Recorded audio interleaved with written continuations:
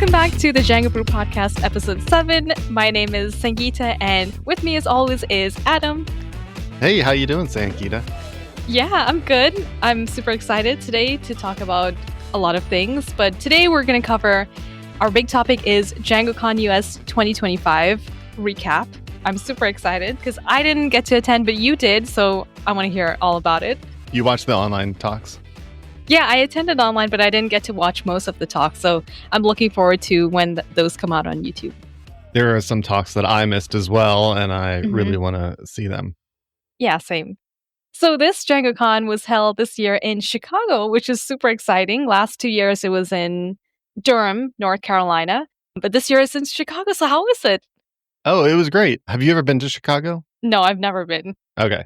I've been there once for like 24 hours. So this was nice because I got to spend a little bit more time walking around different neighborhoods, and I didn't really experience the windiness of the Windy City, which was fine with me. I was like, we had great weather. It was beautiful out, and it wasn't too hot, wasn't too cold.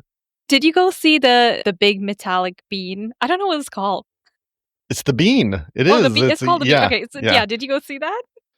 We didn't see it this time. That was the big attraction that we went to the first time I went to Chicago. And this time I was like, I think I've seen it. I've seen it once. That. Yeah. It is cool. It's like a big mirror. So you can kind of like see a distorted version of yourself, and people take selfies and super stuff. Fun.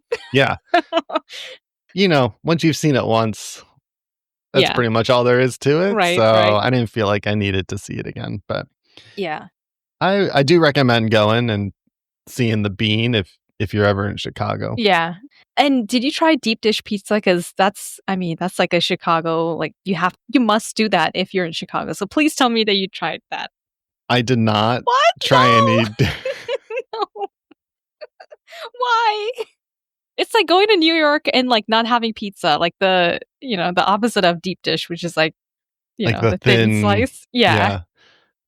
Okay, so we didn't get deep dish pizza. However, the other thing that Chicago is known for is hot dogs.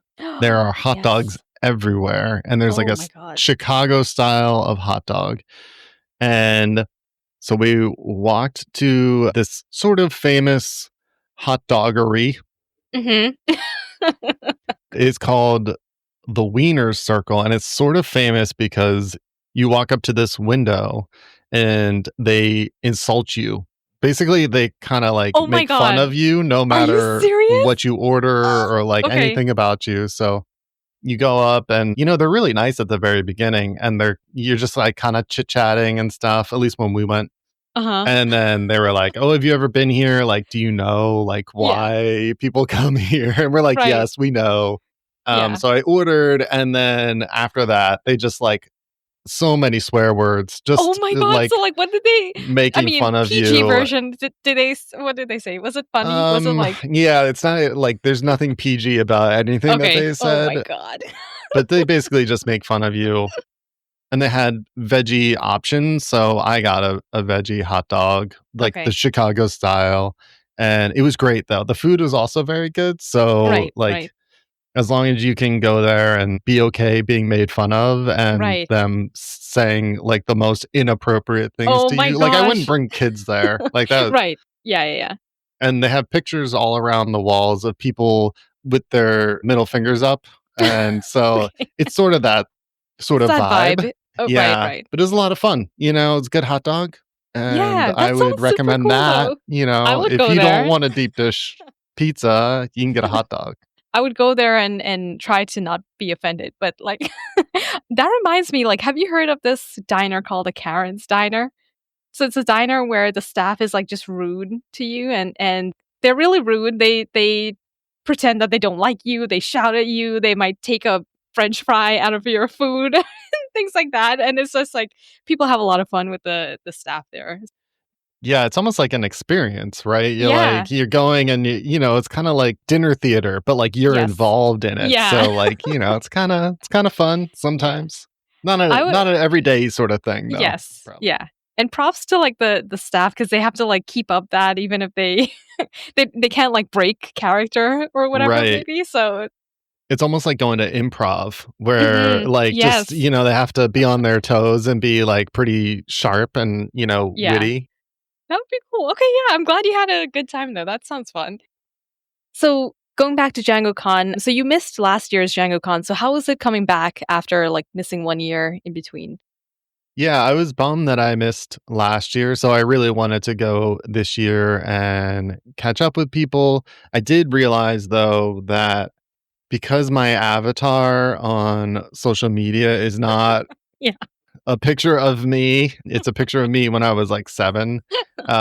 Some people don't know what I look like, which is always Right. interesting because I kind of have to go up to people and be like, introduce myself and like Yeah. point at my name tag. And then, it takes a couple seconds for people Yeah. to be like, oh, this person that I have talked to online Uh-huh. is this person standing Yes. in front of me.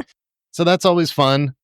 I'm not going to change my social media avatar. So Next time you should wear a t-shirt with your social media avatar like really hugely printed out on the t-shirt so people would be like, "Oh, that's the guy that I don't know looks or is a that's a baby." uh, that's a good idea. Yeah. Instead of that, I wore the Django pony Yes. t-shirt, and I thought that would be enough to, people would sort of associate me with the stickers that Right. you draw, and then Right. they would know Yeah. who I am. Yeah. Yeah. But, it's okay. I'm not gonna change my avatar anytime soon to be an Yeah. actual picture of me, so, like, this is just the way it is, and Right. It's that's gonna be alright. it's gonna be like that forever. So, Yeah. yeah. Yeah. People just gonna have to figure out who I am, and Yeah. I mean, I think it's like a brand now. Like I people know kinda you too can't get much to away from it. change it. Yeah. Exactly. Yeah. Yeah. And when I did my lightning talk, which we'll talk about in a little bit more, I kinda, like, made fun of myself and, I used that Right. I avatar, saw so, that. like That was really funny. That was a good joke. but yeah, I mean, the one thing I really enjoyed about this DjangoCon was that I did talk to more people in the community, more people that just, love Django. So there's all this talk about like a hallway track, and I sort of understood that conceptually, but most of the conferences that I've been to in the past, like I build my day around, oh, I want to see this talk, and then I want to see this talk, and then I want to Yeah. see this talk. And this is the first time I think that I was talking to people outside of the talk, and then like a talk was coming up, and I was like, well, that's okay. I will be able to see that online Yeah. later. And Yeah, yeah, so, like, yeah. we have a recurring segment on this show, which is like how to go to a conference as an introvert. Right. So, like, Yeah. Part 3 this time. part 3, yeah. I find it a little challenging and draining to do that all day, but it was great to just talk to people about Django and have more of a conversation and less of a I'm going to learn this new thing about Django that I didn't know Yeah. before, Yeah, yeah, yeah. and more of a back and forth. DjangoCon is an event that, like you only get to experience the people if you're there. So definitely if you made use of that time being there, like I think that's the best use that you can get out of DjangoCon.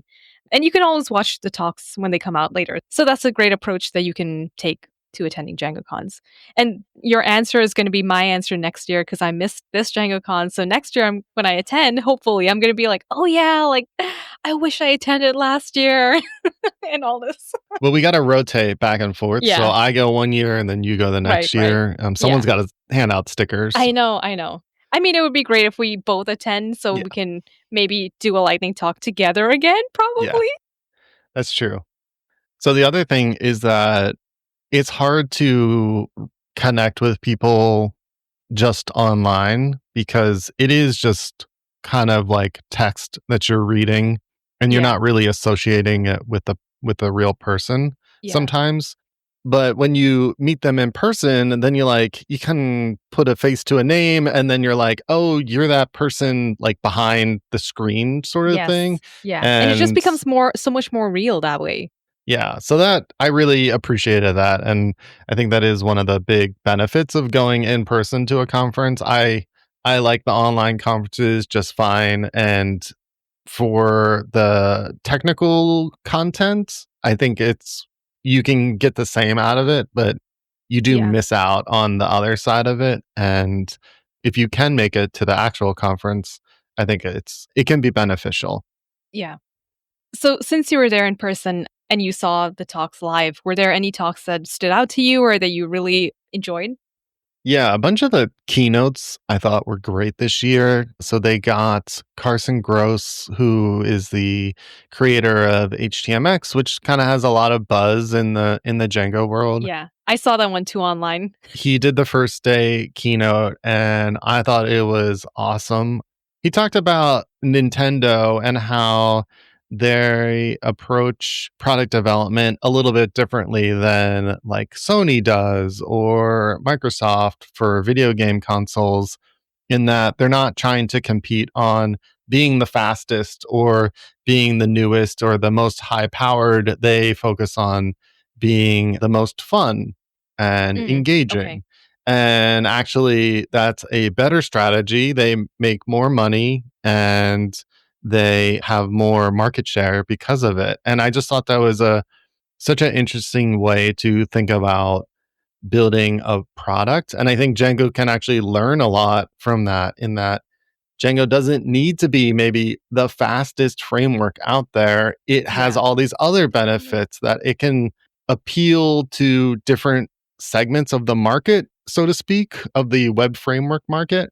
And I just thought that there was a lot that was applicable. And it made me think about how to apply this talk to other parts of either Django or my life. And that I think is the best praise of a talk, is that you're listening to it and it's making these sparks fly and you're like, Yes, "Oh, for sure. this applies to this other thing that's like he's not talking about, but Yeah. I can take something away from this talk and apply it to this other thing that's different." And I love that. I love that experience of, you get that from if you're reading a book sometimes, or you're just talking to someone and they're talking about something and you're like, "Oh, that is the same as this other thing over here." Yes. Like, Yeah. it's so cool when those connections get made. And I had that during the talk and I really enjoyed that. I'm glad that you drew a lot of parallels from his talk in Django and I was just really excited to see who Carson Gross is because I we've never seen him before. Similar to you, he doesn't have a real profile picture on social media. So I was like, "Oh, this is great that we can actually see the person who's behind HTMX." Because HTMX is obviously so popular in the Django community, and it was great to put a face to the name again. So yeah, Yeah. so I really enjoyed that talk as Yeah, well. for sure. The second day keynote was also really good. I thought it was by Zags and it was titled All the Ways to Use Django. And the premise was, some people think of Django as just an API layer or just a backend framework. And he was saying, like, you can do a whole website in Django. You can use Django just to run background tasks like cron jobs, or you can use Django just for the API, or you can use Django for, basically slicing out the features of Django so it can fulfill all these different roles that people need. It sort of reminded me of Jobs to be Done, which is like a product development framework that you take a product and you figure out all the different things that it can do for someone. And some of them are sort of like non-obvious. Like, there are social things that some products will like make you feel better, or Yeah, yeah. solve other things, not just like the actual task at hand. Anyway, so the sort of end of it, he was pushing a little bit for there to be a better REST API story for Django, which I agree with. But some of the options there have been talked about in the past, sort of like, Mhm. we should pull Django REST framework into Django core, which has some real strong opinions around that, because it would increase the maintenance cost for anyone who needs to support Django, and it would make the code base a lot larger, and we'd have to figure out what to do with all the documentation in DRF. And is DRF what we really want to tell people is the best way to make REST APIs in Django.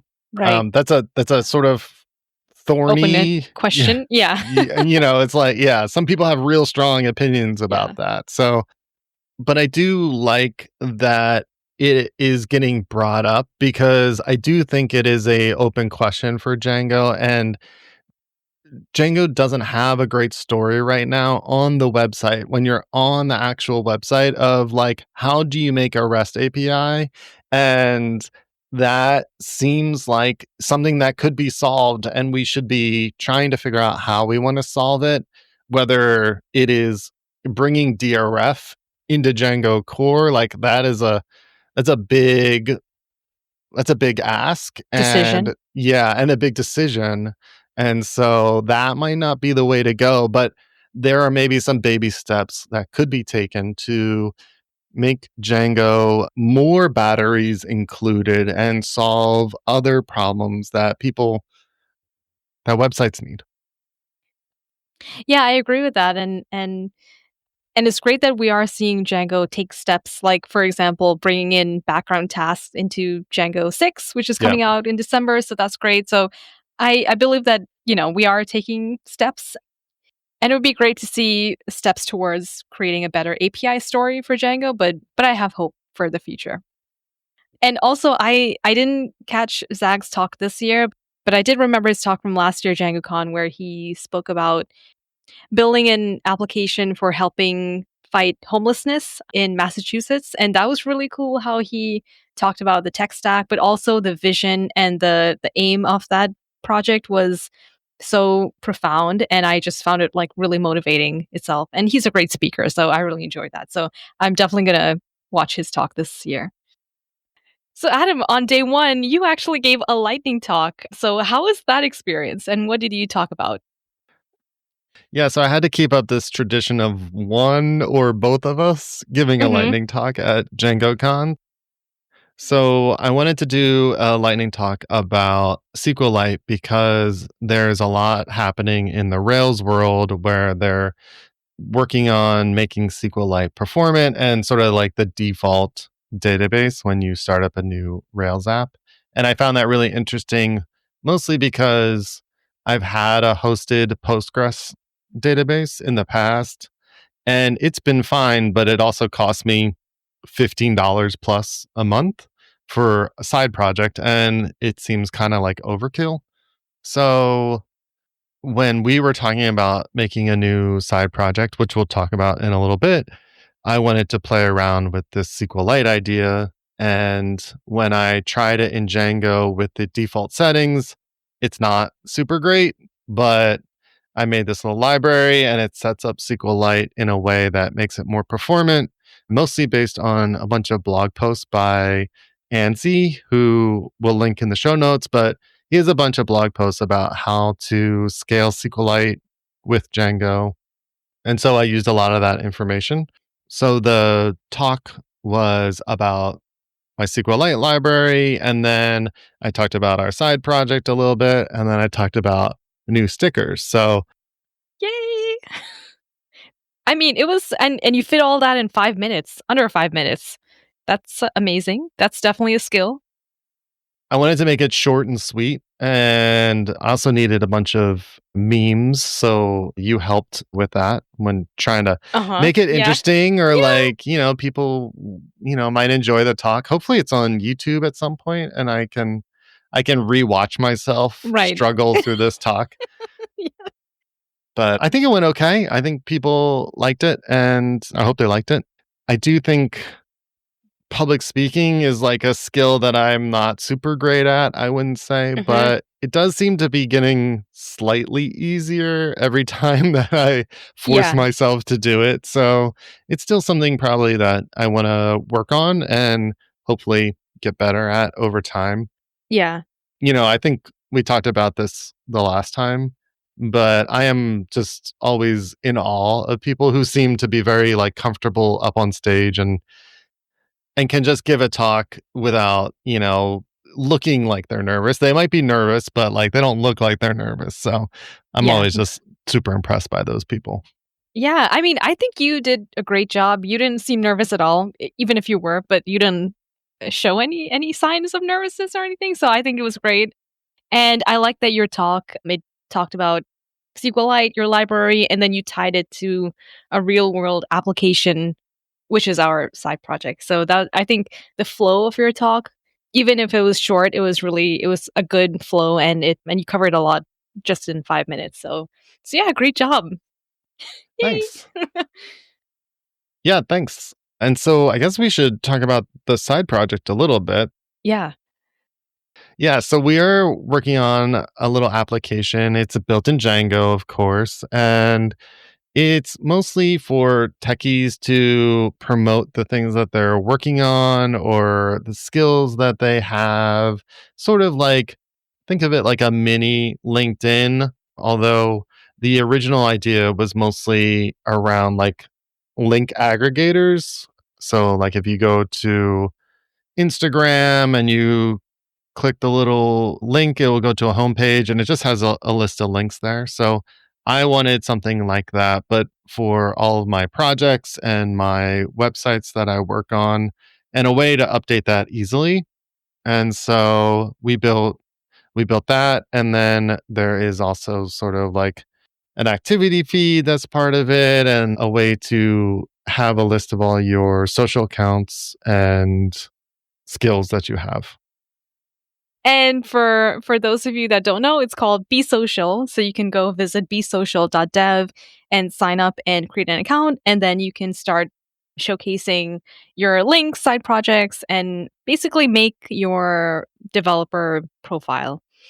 And of course, we're thinking of new features to build, and that's why part of your lightning talk was asking for feedback on what you guys think would be useful features as developers or techies that are maybe missing in other platforms.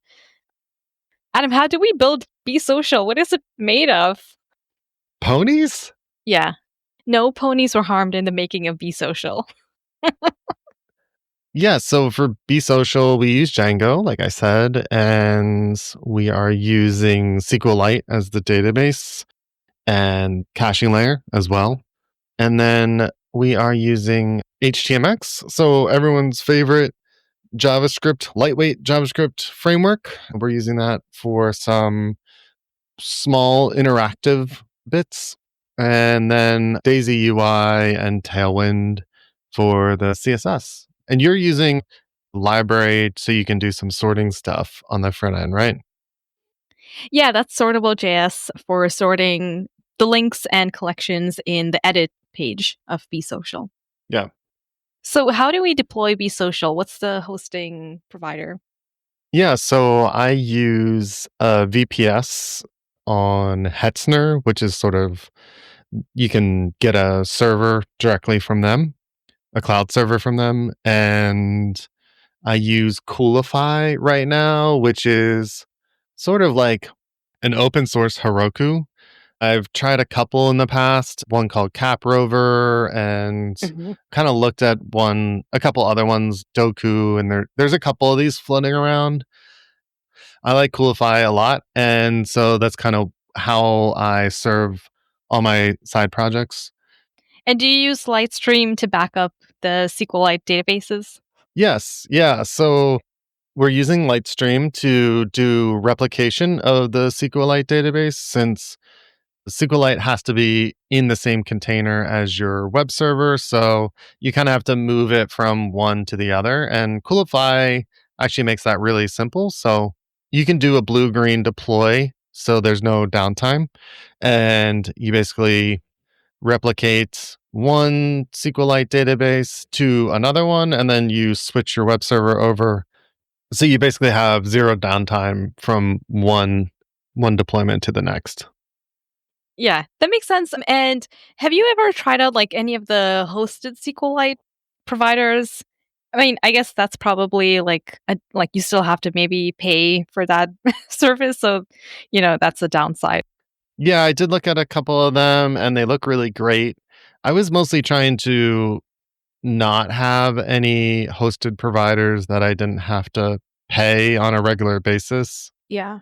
I mean, that definitely makes sense. Not having to pay a whole lot at the beginning before, yeah, you even know like how big a side project is going to be. So that makes sense to me. Yeah. And I assume you're using S3 for the SQLite backups. Well, I'm using an S3 compatible provider. So Mm, I'm actually using Cloudflare R2. R2 Okay. instead Yeah. of AWS.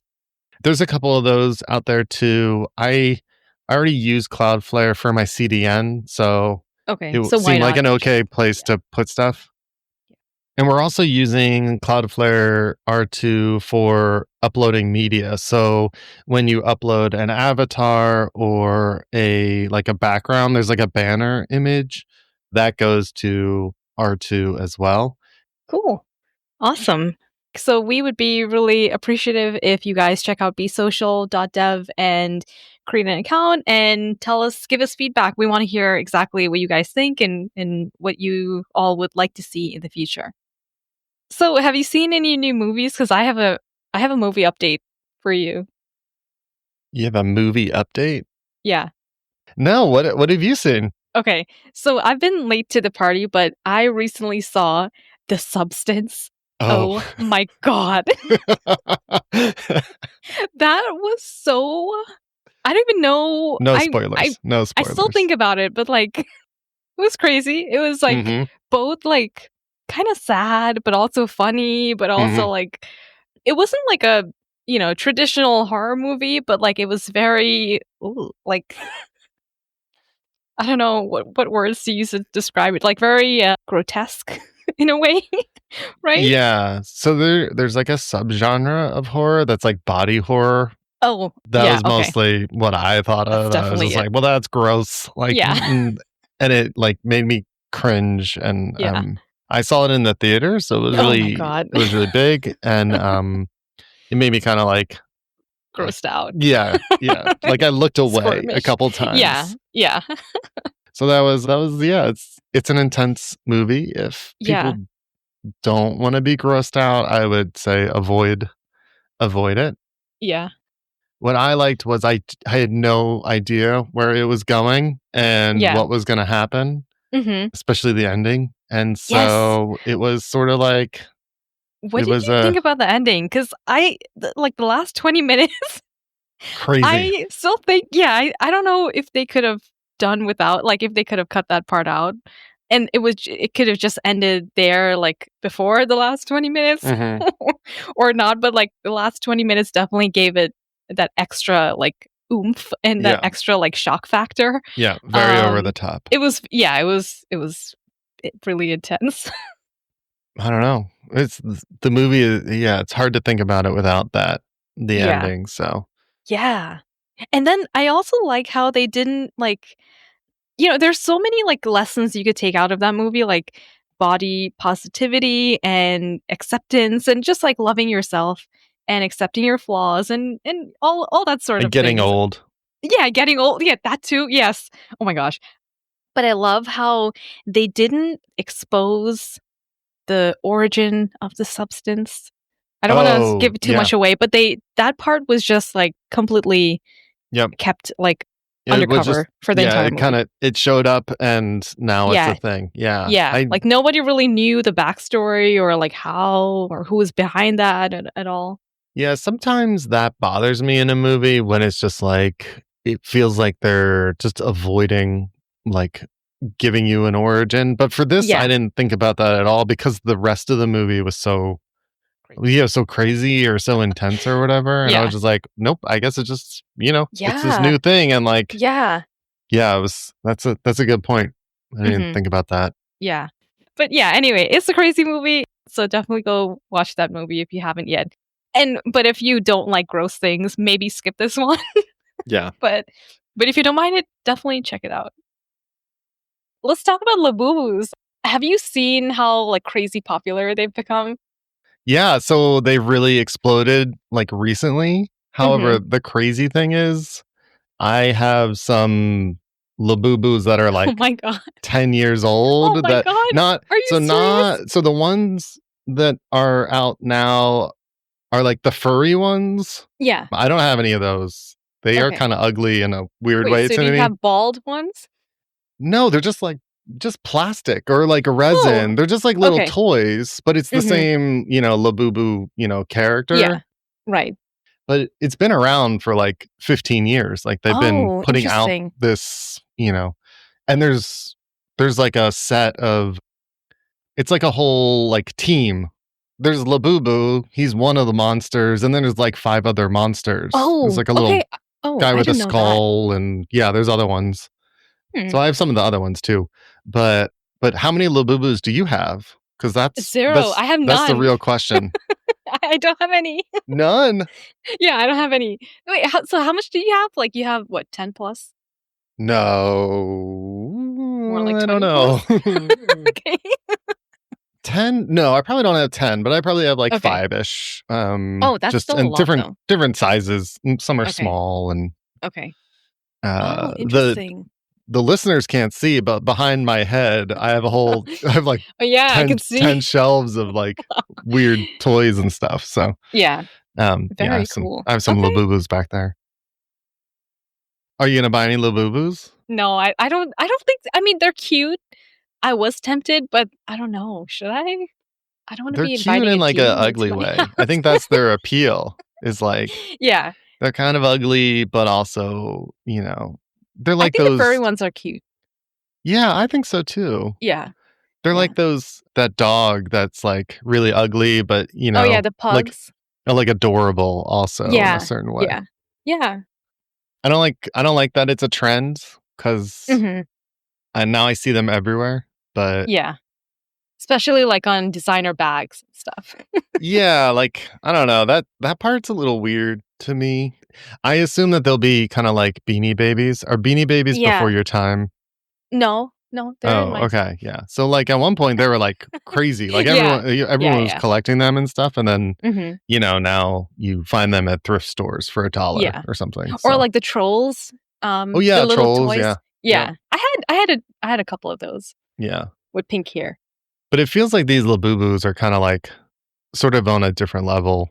Yeah. Like they're They're more just designery, more, yeah.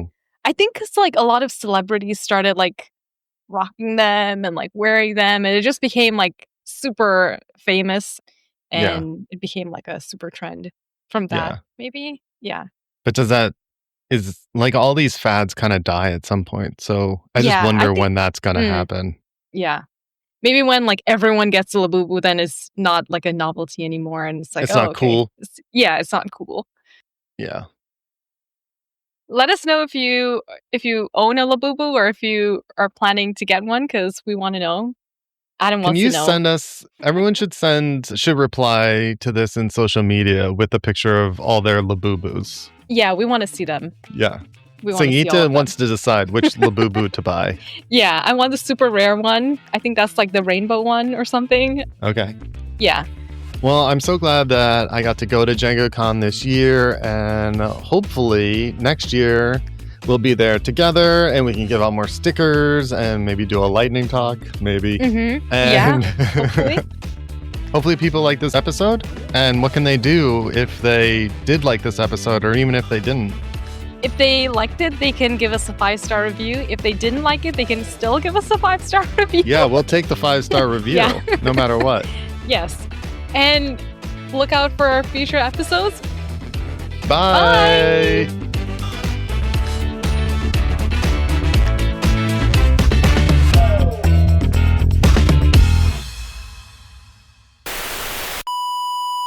Labubu collector. Oh, we should talk about Labubus. Thanks, Thesaurus. Thesaurus. Okay. I was like, oh yeah, I could just talk about this. So everyone, please sign up at BeeSocial, please. Well, hopefully. That segue kind of sort of works. Hope you like this and give us a 5-star. Running something. What was I gonna say? I was gonna make a point. Cafe Bustelo #1 fan. I think I put that on BeeSocial. Let's say all this over again. Holy moly. Pinball extraordinaire. Ugh, okay, I'm gonna do all that over again. 3, 2, 1.